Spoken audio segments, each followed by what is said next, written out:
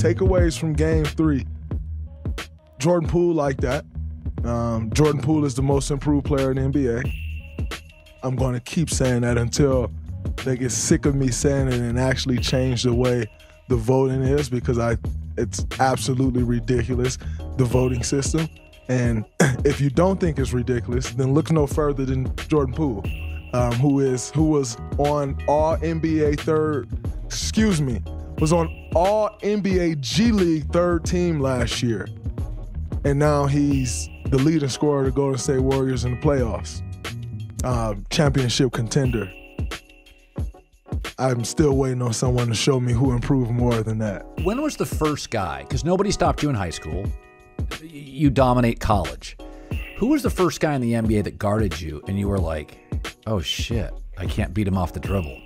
It's interesting. My fifth game, the Rockets started off like 1-4 my rookie year. And Coach Kevin McHale was my head coach, and JB Bickerstaff was my assistant.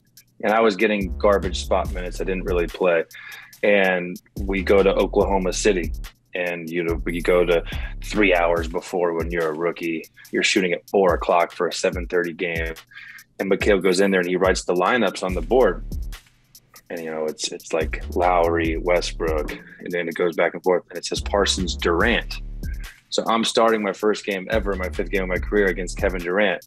But what I didn't realize is that I wasn't good enough or respected enough for him to guard me. So I had Cephalosha guarding me. And that dude was a glove. It was the guy. I couldn't get by him. He was faster than me. He was stronger than me. He was way disciplined on my shot fake. He knew all our plays in advance. He was a very, very, very good defensive player that I always struggled against. Fucking Jordan Poole. I mean, hey, the newest inductee into the That Boy Nice Club. Oh boy, get that man his gold jacket. How is he this fucking good, bro? He's so good. How was he left off the most? Too. Both ends of the. How was he left off the most improved players finalists? How? John needs to be out of there. Get John. He's a second overall pick. He's been balling since he came into the league. He's a rookie of the year. MVP he should not be there. Pick. Yeah, no. Yeah, it should be fucking Jordan Poole in that shit, right? It should be between Jordan Poole and Darius Garland in my book. It's between those two. Do you have a coach's top 5? Ooh. Need it. Okay. Let's go 5. Let's go. I'm going to definitely put Coach Tress. I hold Coach Tressel up here. He won a national championship. Saban's he's on top of the world right now. He's on top of the coaching profession. Bill Belichick, I know I'm going to the NFL. Belichick. He's a monster, man. Yeah, ask about that. You guys ain't going to realize this, but Greg Popovich, he ain't even there to go ball. Spurs? I studied the heck out of him. Wow. Have you spelled Greg Popovich? No. But I would love to. I would love to talk to Greg Popovich. You didn't show that Spurs video. That was Coach Golden. But I've studied Greg Popovich. Greg Popovich. He's dynamic. Yeah. Yeah. But then I forgot about Coach K too. Coach K. Honor don't like Coach K. You gotta put him somewhere. I don't like Coach K. Sorry. He's a different podcast. He's dope, man. No, I just think he's a very good coach. But what don't you like about him? That's a long story. I did see film with LeBron James before he stopped playing football. Tell me that. What was that like? We were sitting in a recruiting meeting and at Ohio State, and we put the film on, and someone said, "Hey, put this kid in." They put the film on, put the tape in there, and we seeing this kid say, "Oh my God, that guy's amazing!" And said, "Don't worry about him. Don't worry about him. He'll be a first round pick NBA guy. He's not gonna be playing football here." But really, it was LeBron. I've seen every snap of Debo's career, but I was live at that Rams game. That was as dominant of a game as you'll ever see. Becoming a running back, throwing for a touchdown, catching enormous passes.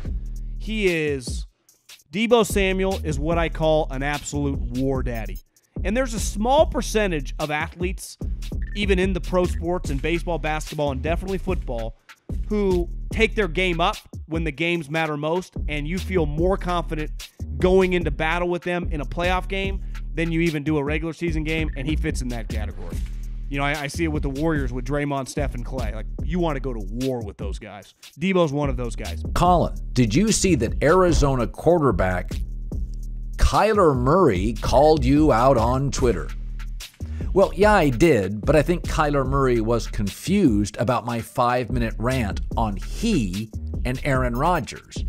What I said is, it's easier to build a culture as a head coach with certain athletes. Kyler Murray and Aaron Rodgers, it's not impossible, but they are harder to build a culture around.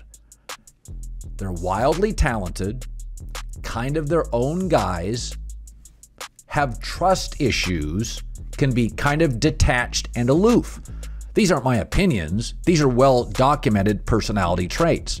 Now, I would pay Kyler, and I would pay Aaron Rodgers, but Tim Duncan, Russell Wilson, Tom Brady are easier to build around. They lean into a coach's culture.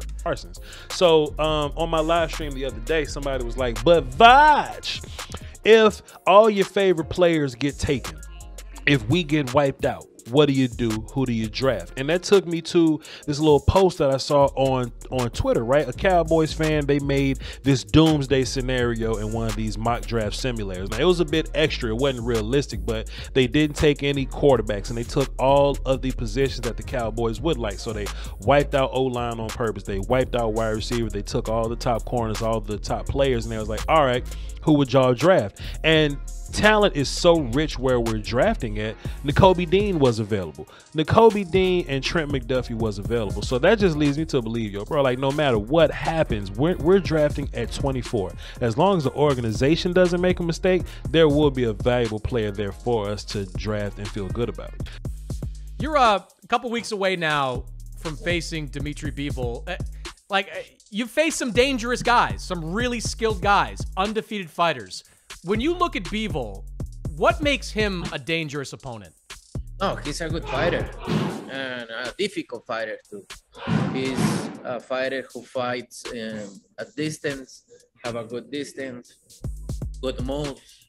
He's fast for the division, so he's strong.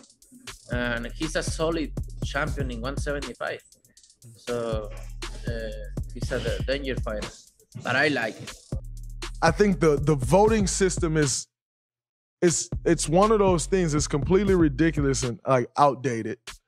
Like there's no criteria in place for any of these awards. There's no you have to play this amount of games or not. There isn't, well, what makes someone the most improved player? There's no criteria in place. MVP award. There's no criteria in place. We've seen guys win in 7th of his team in 7th. We've seen guys win the team in 1st. Joker wins it this year. His team's in 6th. Joel wins it this year. His team was what? 4th in the West, 4th in the East. I don't really like. It's actually a shame that there's no criteria to this. The voting on it is also a shame. I think when you look at voting for all NBA, when you look at voting for Defensive Player of the Year, Most Improved Player, MVP, ultimately, these things are voted on by the media, which I think is absolutely disgusting.